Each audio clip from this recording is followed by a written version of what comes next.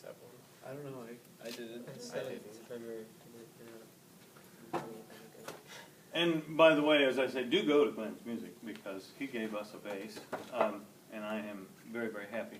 But anyway, if you go to Glenn's Music and you look at a song that you like that is a doo-wop song, and you see 12/8, they're afraid that you might put it back on the counter and look for something else. So what they would do is write it in 4/4, because indeed 4/4 has 4 pulses just like 12/8 does. But what they would do is they would write them all in triplets. They would write 3 triplets together in a beam with a little circle over it, or a half circle, and 3. And they would write the first measure all the way through like that.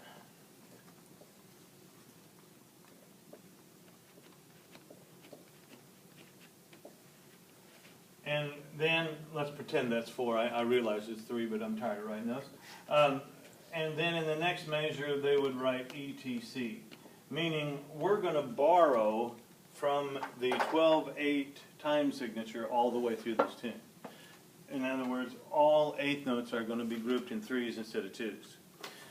And I suppose if you've been exposed to triplets, then perhaps that is an easier way to do it, or perhaps that is a safer way to do it for those who haven't been exposed to triplets.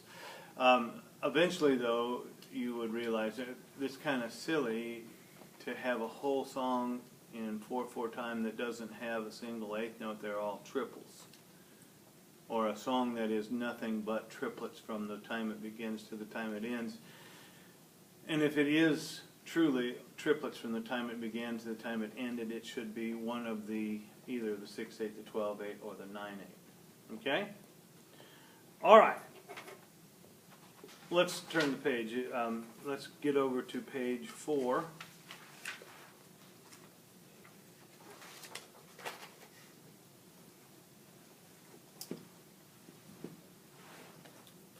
The bar lines, which as you know from yesterday have not always been here, perhaps somewhere in the early 15s for the English and the late 15s or early 16s for the rest of life. It was customary to compose without bar lines. And if you're confused about why I say this, nobody has ever explained this to me. Maybe I just haven't talked to smart enough people. But in the world of music, almost everything changed or upgraded in England 100 years before everything else. England was just like 100 years before every other group.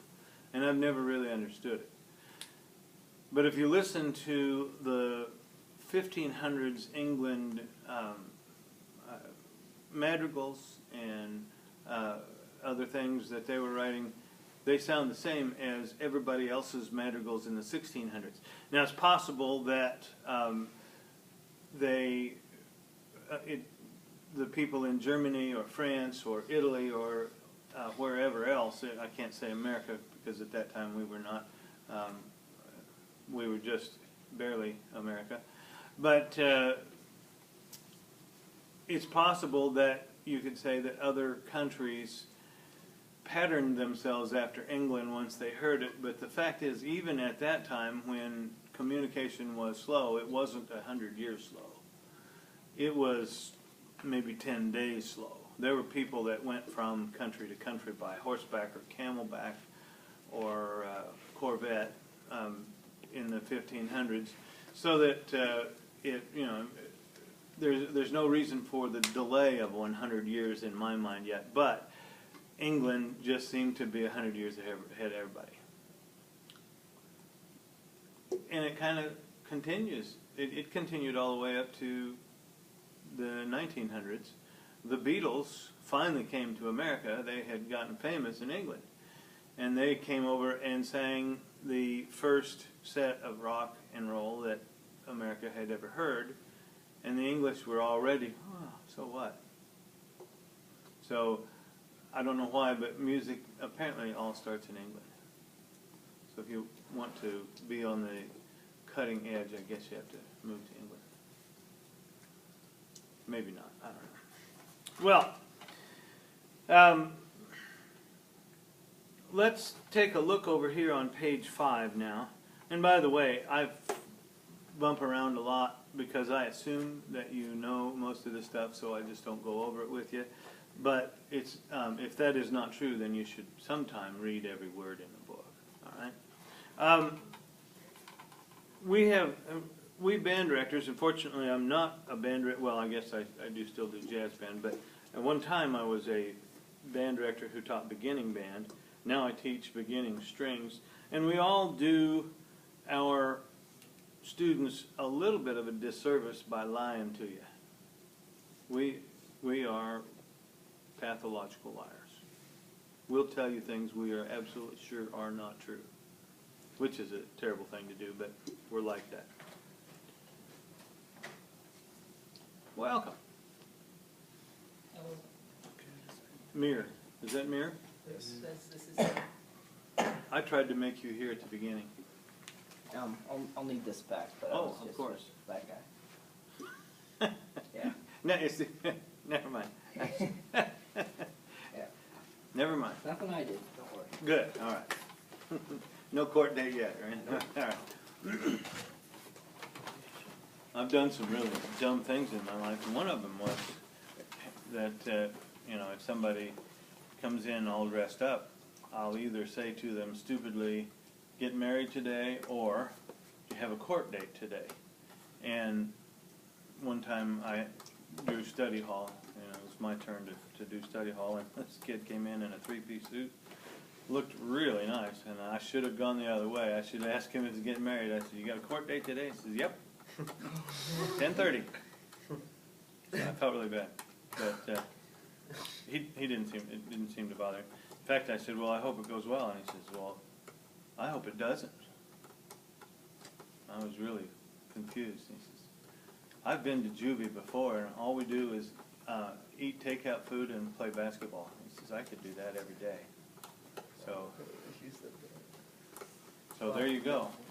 Get yourself committed to juvie. As long as you haven't backed into someone's motorcycle, Yeah. thank your goodness.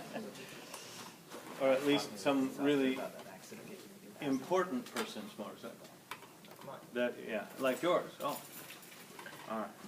Well, anyway, what I was saying was that we do you disservice by lying to you. And one of the things that we've lied to you about was that a whole note equals 4 beats.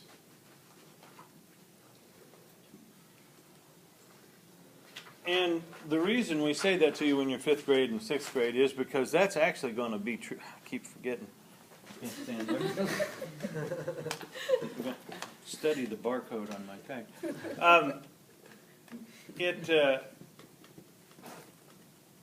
It's going to be true for the next 2 years anyway. In other words, it's most likely that every time you see a whole note, it's worth 4. However, the real truth, if we were held to a lie detector test and made to tell the truth, we would say this note is 4 only if the bottom number is 4. Okay? For instance, if we have, let's see, 2-2 or cut time, both of those are actually the same, that whole note is not actually worth 4. How much is it worth? 2. Exactly right. All right? So, in other words, we just don't tell the whole truth, I guess. Whole notes are often 4, but only if the bottom number is 4. All right. Actually, there can be others. This is a very common Baroque meter. It's called 8/8, and the whole note is actually worth how much? 8. 8, yes. Okay? 8/8 doesn't sound a whole lot different than 4/4, but in Bach's time, when there was the contemporary thing to do at the time was to have a running 8th note going all the time. It was easier to set the meter as 8/8, and then it was usually the basses, cellos, or the cembalo, which was the one of the forerunners of the piano that just had that hammer going the whole time. Bum, bum, bum, bum, bum, bum, bum, bum, bum, bum, bum, bum, bum, bum, bum. Or in the very slow tempos. Bum, bum, bum, bum, bum, bum, bum. That now is commercial music. You probably heard that on at least one commercial. It goes back and forth. That's from Bach's Suite number 3 in D. But anyway, so the whole note can actually have a number of different values. Yes? It's been 10 minutes. Thank you. We can get one more in here.